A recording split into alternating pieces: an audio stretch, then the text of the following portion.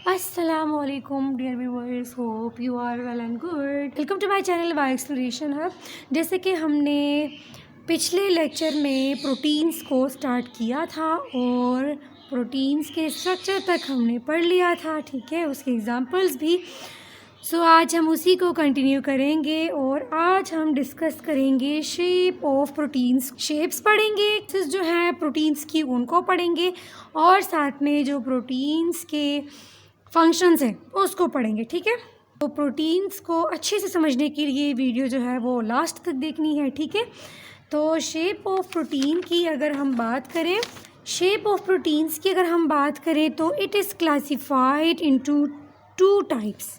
कौन कौन से टाइप्स हैं?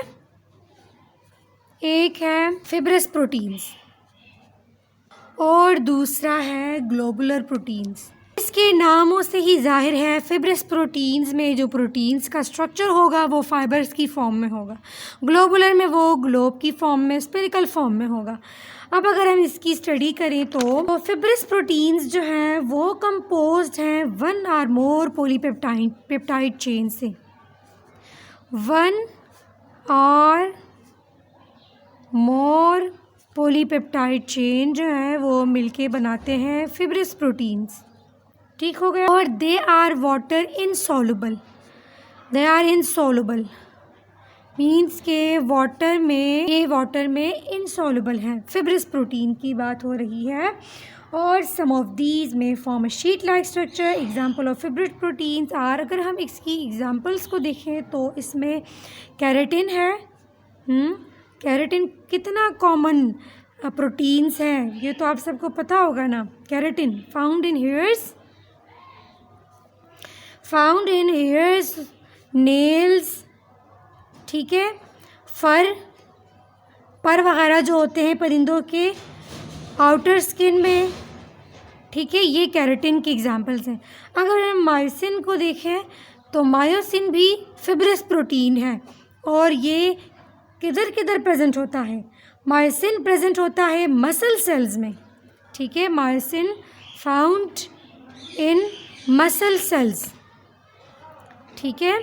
और इसके अलावा थर्ड वन है कोलेजिन। कोलेजिन भी फिब्रस प्रोटीन्स है। कोलेजिन है third one, found in vertebrates, ठीक है।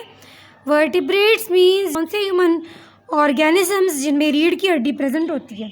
तो इन हायर वर्टिब्रेट्स में उनके स्किन में, लिगामेंट्स में, टेंडन्स में, बोन्स में and cornea of the eyes में फिब्रस प्रोटीन्स प्रेजेंट होते हैं। अगर हम फिब्रस प्रोटीन्स की स्ट्रक्चर की बात करें तो फिब्रस प्रोटीन्स जो हैं ये किस तरह से होंगे? फाइबर्स की फॉर्म में होंगे, इस तरह से, ठीक है, इस तरह फाइबर्स की फॉर्म में ये प्रोटीन्स प्रेजेंट होंगे। अब अगर हम ग्लोबुलर प्रोटीन की बात करें तो ग्लोबुलर प्रोटीन्स जो है, जिस तरह इसके नाम से ही जाहिर है कि ग्लोबुलर या स्पेरिकल इन शेप होंगे, ठीक है। ये स्पेरिकल है due to folding of polypeptide chain. यही जो सिंपल प्रोटीन्स होते हैं कि बड़े बड़े चेन बनते हैं पॉलीपेप्टाइड चेन, वही फिर गुच्छा सा बना के ना ग्लोबुलर प्रोटीन्स बनाते हैं, ठीक है। तो they are usually water soluble, they are usually water soluble है। एग्जाम्पल्स की अगर हम इसकी बात करें, इसके कौन कौन से एग्जाम्पल्स हैं, ठीक है। ग्लोबुलर प्रोटीन्स के एग्जाम्पल्स में हीमोग्लोबिन है और एल्बुमिन ऑफ एग है, एग वाइट जो होता है, ठीक है। एंजाइम्स होते हैं, enzymes in nature, antibodies and the proteins of cell membrane. Haemoglobin को हमने पढ़ लिया था। हीमोग्लोबिन जो है वो रेड ब्लड सेल्स में प्रेजेंट होते हैं, एल्बुमिन ऑफ एग वाइट में प्रेजेंट होता है, एंजाइम्स में।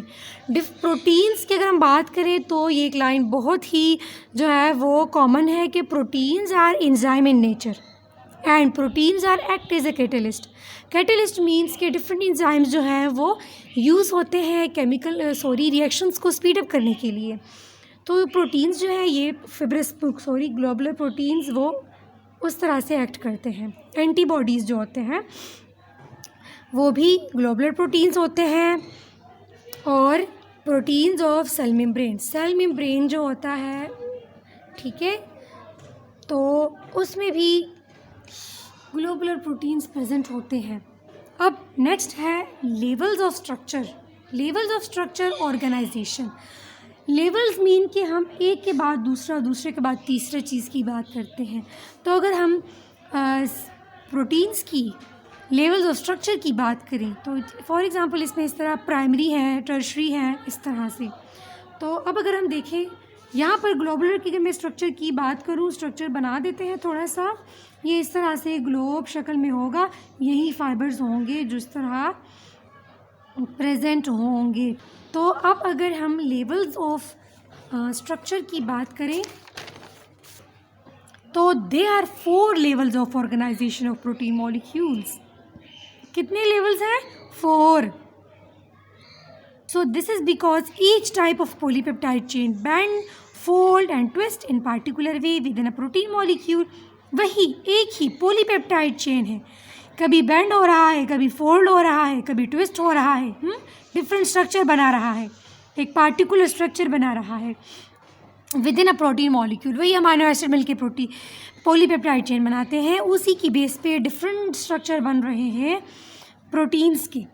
तो the given protein molecule a characteristic structure that classified protein into 4 different types. अगर हम कैरेक्टरिस्टिक के बेस पे क्लासीफाई किया गया है प्रोटीन के स्ट्रक्चर को इन 4 डिफरेंट टाइप्स।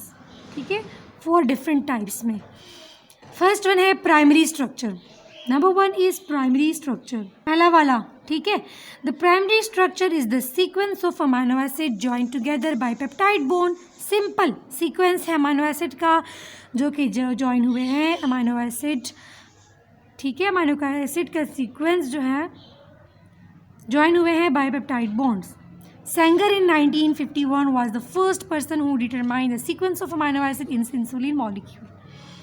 ठीक है, सेंगर ने सबसे पहले जो है सेंगर इन 1951 किया था, was the first person, पहला शख्स था जिसने डिटरमाइन किया था the sequence of amino acid को in insulin molecules. Insulin molecule जो है उनके जो सीक्वेंस सारे डिटरमाइन हुए हैं, सीक्वेंस डिफरेंट, लेकिन सबसे पहले इंसुलिन का जो अमाइनो एसिड सीक्वेंस है वो डिटरमाइन किया था सेंगर ने।